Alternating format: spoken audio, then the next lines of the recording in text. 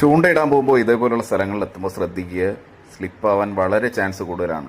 എന്തായാലും അത്യാവശ്യം നീളമുള്ളതുകൊണ്ട് അനിൽ രക്ഷപ്പെട്ടു. അപ്പോൾ എന്തായാലും അനിലിൻ്റെ ചൂണ്ടയിൽ നല്ല കൊമ്പൻ അടിച്ചിട്ടുണ്ട്. നമ്മളുടെ നാട്ടിൽ കോള, കട്ടാവ്, വാനാറിക്കോള എന്ന പേരിൽ അറിയപ്പെടുന്ന ഒരു ക്യൂൻ ഫിഷാണ്. പക്ഷെ അടിച്ചേക്കുന്നത് മാത്രമല്ല, അനിൽ ആ മീനെ കയറ്റുന്നതാണ്.